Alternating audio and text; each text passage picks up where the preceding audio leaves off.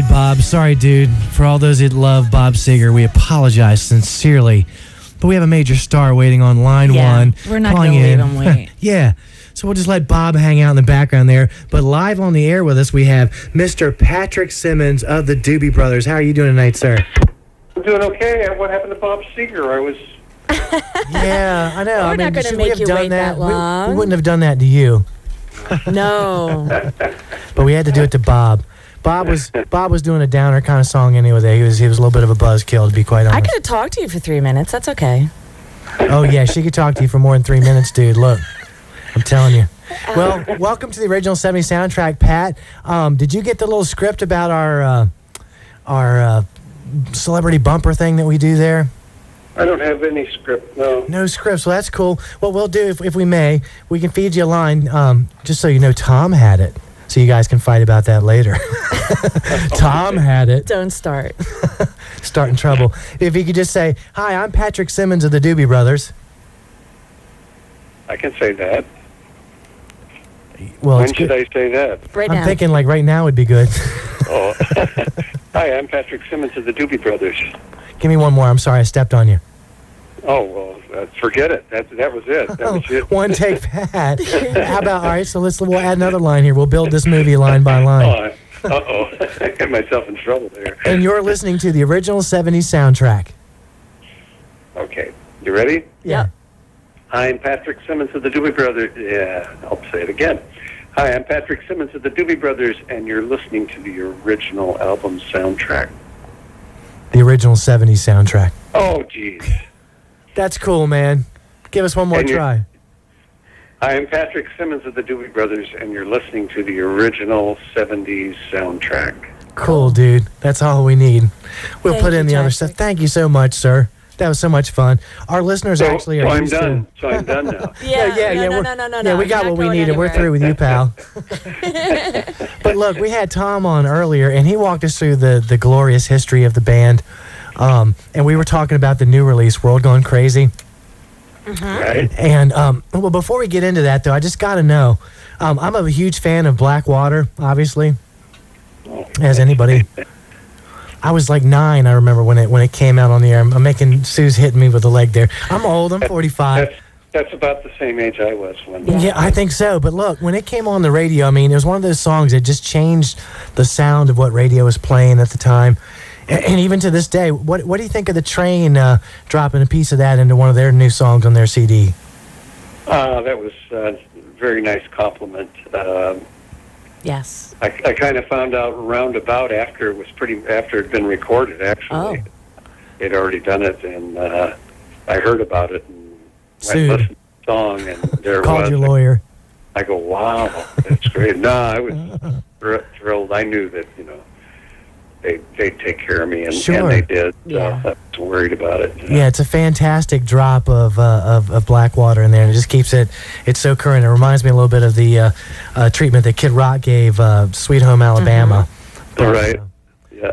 But yeah, it's a totally classic song there. But we're like I say, we'd moved into World Gone Crazy, and one of the things that we remarked upon was not only is John McPhee a fantastic instrumentalist, we were very impressed with the fact that he had said that from a songwriting standpoint, and he has a mighty songwriting pen, he sort of decided to sort of lay back and let you and Tom write the record, which really would make it a true Doobie Brothers record.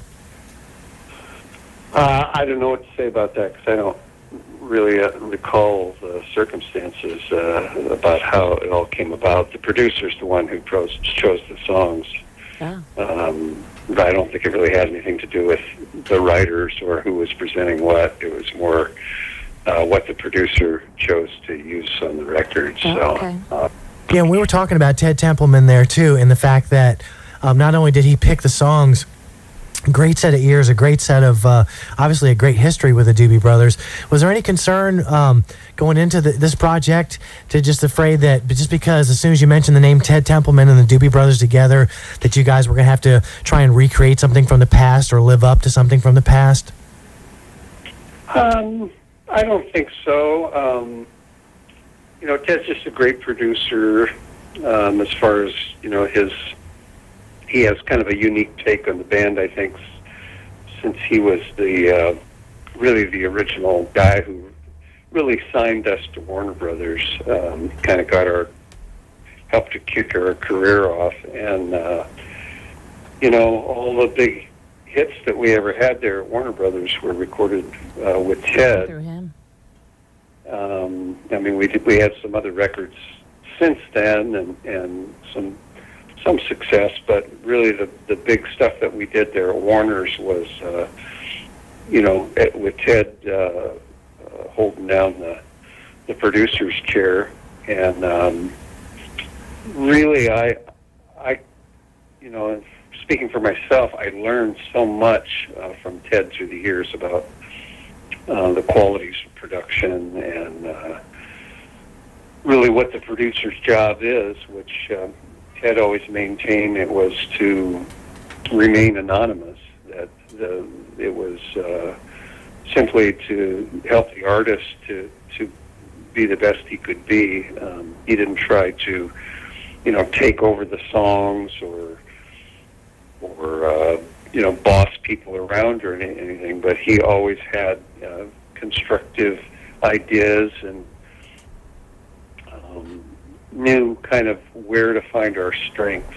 So sure. I always felt like, getting back together with him to do this record would be, getting back on that kind of that direction with him in terms of he's a guy that really I think he was able to bring out some of the best in the writers and the players, and then he saw what we were as a band, and even before Ted was around, we were making demos. I think we had a certain kind of a sound, and I think that's what attracted Ted and the Warner Brothers to us originally, was that sound that we had. The honest, kind of guitar-driven band with, the kind of melodic structure that we had in the songs with the harmonies and so on. And then, the songs themselves were, I would say anything but one directional. We were all over the place. And still are. Yeah, we never really, we never were, what's the word, You weren't a niche band at all. I mean, you weren't you guys were really sprawled out. We liked trying a lot of different approaches to songs and music, and it sort of came naturally in terms of kind of how we wrote songs. We didn't sit around thinking we've got to write another hit, we've got to write a song like this one or like that one. It was more, we've got to write a good song, and it could be anything at any given time. And oftentimes you're influenced by your peers, or you're influenced by something that that you listened to recently that really connected with you, and then you might go in and think, gee, I really love that that Carlos Santana thing. Let's God, I wonder if we could. What's that rhythm he used? And then you try to write a song around something and interpret it in your own way. Sure. We've never been shy about borrowing from ideas from other artists. Sure, yeah, like Old Juarez, I think is probably what you're referring to. Definitely has a Santana sort of feel to it, but it's very cool. Sure. Yeah, and I think one of the things that the Doobie Brothers did, we talked with Tom a little bit about the expansiveness of the band, and I'm a fan of every era. I mean, and I put them in like 3 or 4 boxes. There's the first set albums, Captain and Me, Toulouse Street, once were Vices Are Now Habits, on through, and then the Michael McDonald phase of the band.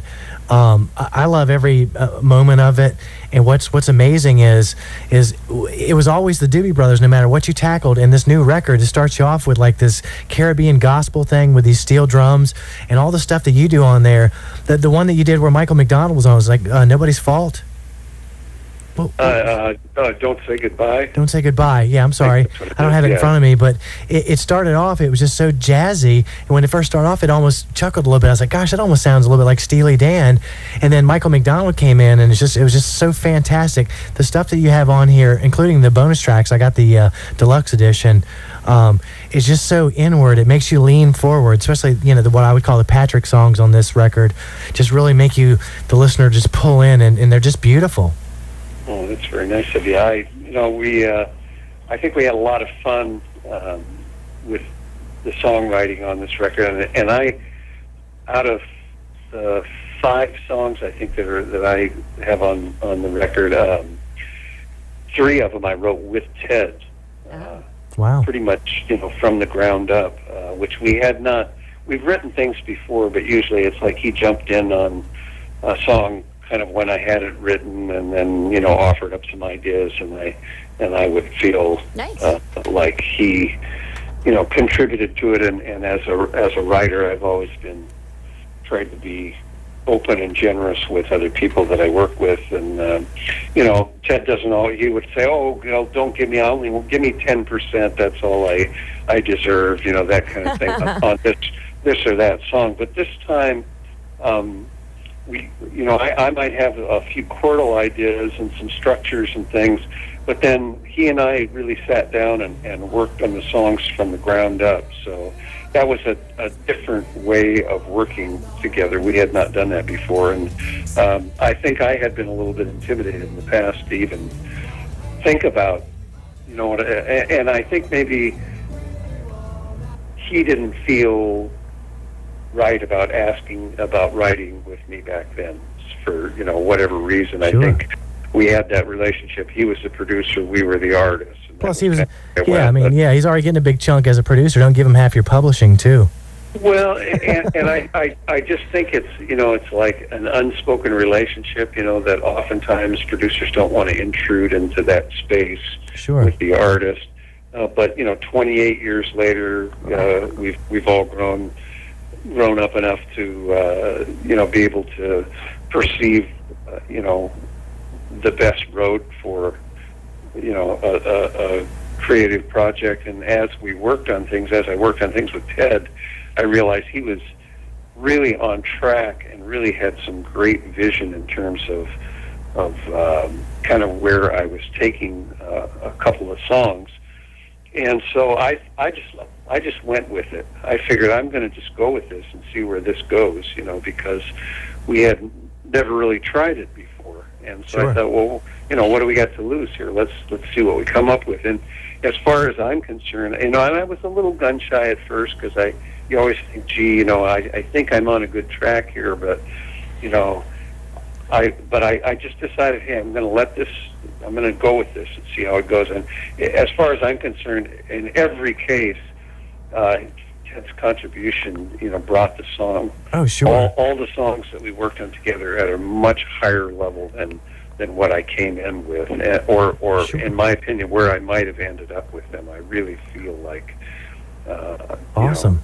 Some of the best stuff I have is the stuff that we worked on together. Oh yeah. And speaking of your best stuff, Pat, I want to get your reaction to this. I'm just gonna lay this out here for you. It's like 20 seconds or something. I just want your opinion on something. Like to hear some funky Dixieland. Pretty mama, come and take me by the hand. I want to hand, take me by the hand. Can you hear that? No. You can't hear it? You hear no music at all? I'm not. Oh, that's a shame. Hit the audition button, Sue. Now do you hear music? Nope. Well, darn, we had a most triumphant moment lined up there. It was I was going to play you a little snippet of my own version of Blackwater that I cut in the studio. Alan is his I did all the voices. I did all the instruments. Man. You're kidding. No, I wish I was. It's but anyway, good. yeah, unfortunately, I lost the moment there. We thought for sure that all of our sound effects were also pumped through the phone on this feed, but apparently not. Apparently it's well, not. Anyway, Pat, look, we I love that. That's so yeah, I wish there was a way we could play it to you, but there's just so you don't hear any music. Let's try it again. Oh, come on. Wait a minute. Oh, I turned it down. Wait a minute. I want to hand, take me by the hand. Pretty mama, dance with you all night